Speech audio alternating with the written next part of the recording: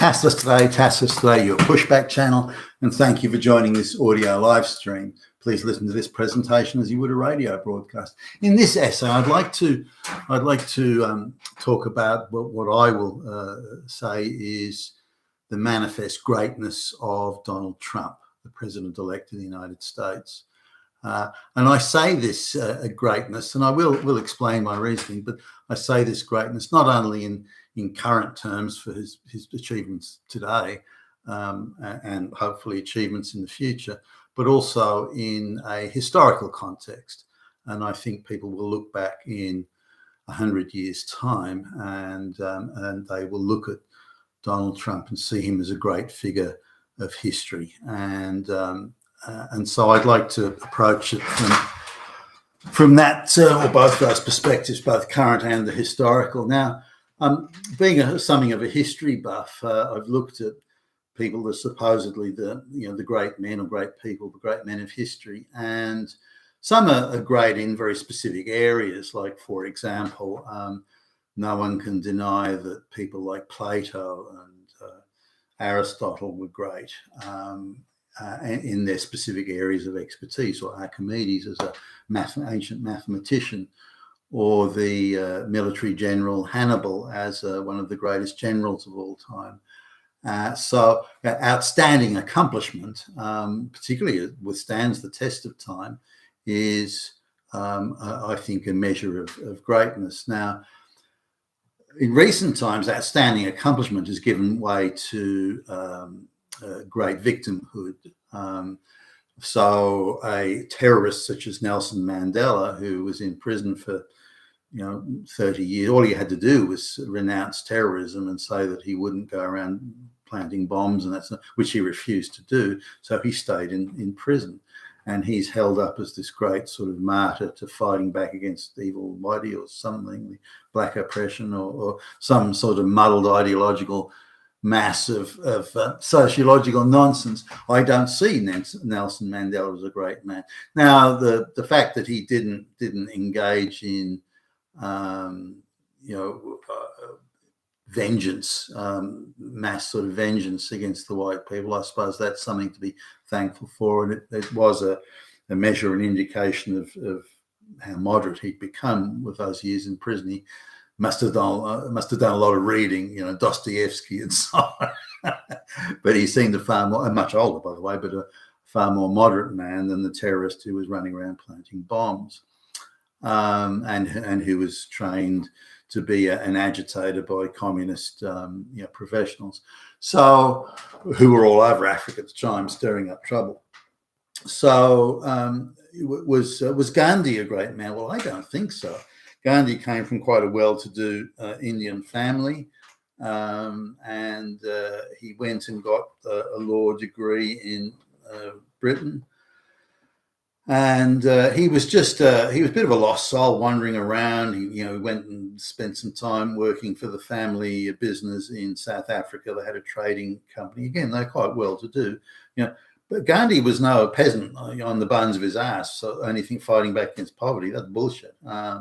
And he was a guy that had no purpose in life. And so he thought, I know what I'll do. I'll oppose the British. I'll oppose something. And then his way of dealing with that, and he got sort of a lot of publicity that I don't think he really should have got. The Americans in particular were giving him some international fame, media levels of fame that he wouldn't have got otherwise. But he would just go, he'd say, I'm going to fail. I'm going to kill myself unless you do what I want. That isn't a sign of greatness as far as I'm concerned. Very Indian way of seeing the world. But Gandhi really had no, what's he going to do with India once the British are gone or anything? He had no policies. All he did was, I'll just oppose the British and that'll make me great. Now, what made it even less impressive was the British were leaving anyway. So, Gandhi was standing up against the man who was already saying, look, we'll go, we're leaving.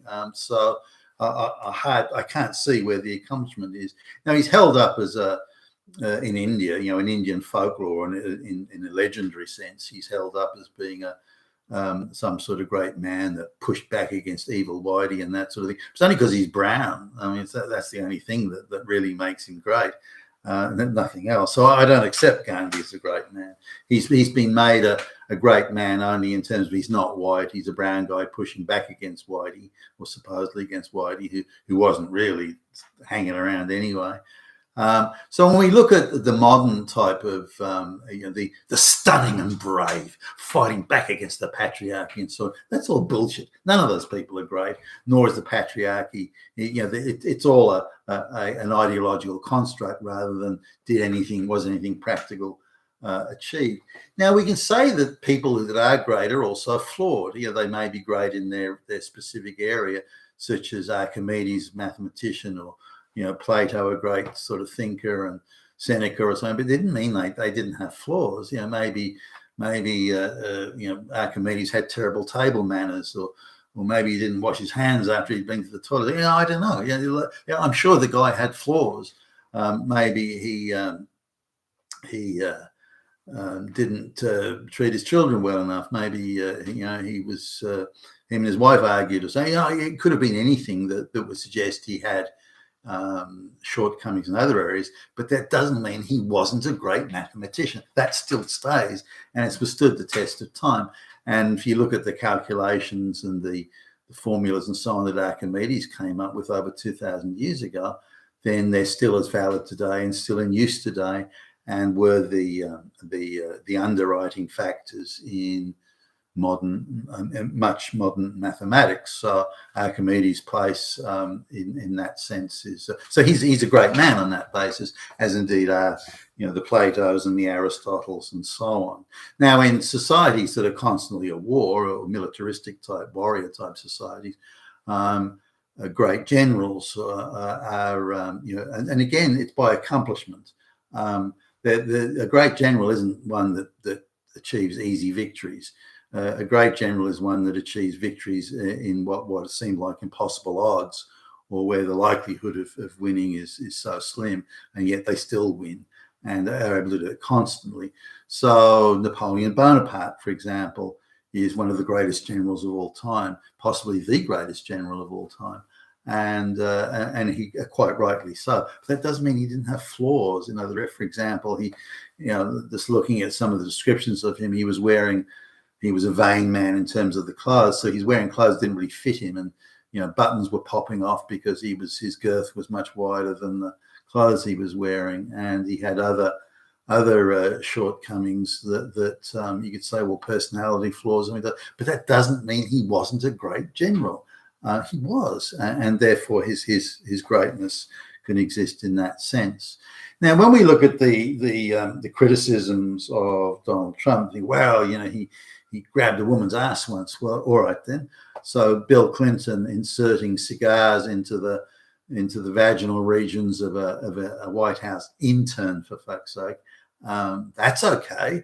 And Clinton's constant dalliances with women on his staff and so on, not only in the White House but during his time as governor.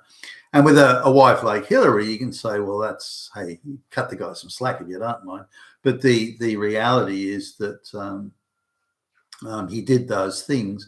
Now, I don't think Clinton was a great president. I think he sold America out to the globalists. So greatness isn't something that he's got to have to worry about or being thought of as great. I don't think he had greatness in any sense there. Apparently, he was a man of great charm, and so maybe that's something that could be recognised. But in terms of his dalliances with women, why is it terrible only when Trump does it, but it's quite acceptable when Clinton does it? What about JFK and his endless dalliances with, if the history is written about him today or anything, he'd fuck anything that moved.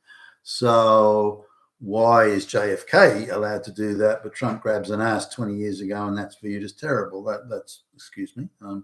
Lyndon Johnson could fuck Alice Glass, bring her into the White House and his Texas ranch and all that sort of stuff. Why is that acceptable? But again, Trump is pilloried for doing much less. So we need to, I believe, we need to understand that Trump is being judged very, very harshly by the if you like, the globalist victim establishment, and simply because he opposes globalization. So, the literally Hitler thing, insane and absurd thing. But does Trump meet the President-elect Donald Trump? Does he meet the criteria for greatness? I believe he does. Now, again, looking through history and accomplishments that are it could be a great inventor, I don't know, Edison or Henry Ford or the guys at Mercedes and Benz in Germany. There are great inventors. Braun, the guy that was pivotal in inventing the rocket boosters that took Apollo 11 to the moon in what was it, 1969. So these people, I think, are great in their respective areas. When I look at the current list, say since World War II, the people that are described as great, such as the Gandhis and the like, Nelson Mandela and so on, I wouldn't. I just off the top of my head, I can't think of any that I would describe as great. I don't think they meet the independent, impartial criteria. They achieved something outstanding and unusual, and they overcame insuperable odds. Now, Mandela said, well, he overcame the white supremacy. No. That's an illusion that you make up. That's an ideological fantasy. Real people are overcoming real practical things, not ideological inventions. And I think Donald Trump meets that. So what makes Donald Trump great? Well, at a time when the globalists were in almost complete control, he got up and said, look, I want to represent America. Remember, the globalists have effectively dismantled the election system. Only their candidates are allowed to stand for election. Only their policies are allowed to be implemented. Globalist policies are allowed to be implemented, and so on. So Donald Trump is an outlier, an outsider, and an outlier comes in and says, no, I'm going to represent the American people, and I'm going to represent American jobs, and I'm going to represent the American citizenry, and which is what an American president is meant to do, by the way. And this was viewed as an outrage by the globalists, who did everything they could to take him out, first with mass media type persecution, and then later with mass election rigging, and then using lawfare and even assassination attempts. And he survived all that and still prevailed. So he meets the standard of greatness because he overcame insuperable odds. Now, his position in history as one of the greatest American presidents is still there for the taking, or for the losing, for that matter. But if he follows through on his policies, such as sealing off the border, it's okay to have skilled immigration, nothing wrong with that. But the numbers will be very small. You'd be lucky to have 100,000 a year coming in on that, but lucky to have that many coming in. And if he deports the illegals, somewhere between, give or take, 30 million, if they are deported or encouraged to self-deport, then that's going to be huge. But the cost of living, getting rid of the insane Green New Deal nonsense, that means American household energy bills will fall by more than half. American cost of living will go down. The purchasing power of the paycheck will go up, and Americans will have a much brighter future. Merit will return. So people who work hard and do a good job and so on, productive citizens will do well, whereas the ideological fanatics that just want to spread hate and disunion and social disruption, such as the angry lesbians, the globalists. Biden was just a stooge. He wasn't deciding this. But the globalists want to put in to destroy Western society. That'll all stop, and there could be quite potentially, and I believe quite reasonably, a golden age coming up for America if Trump's able to follow through on his policies.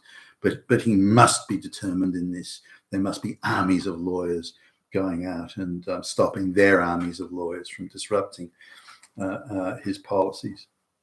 But if he pursues them with sufficient intensity and vigor, then I have no doubt that in 100 years' time, he will be viewed as possibly the greatest American president who saved America from the clutches of the globalists, and this alone is now there has to be net achievement here as well.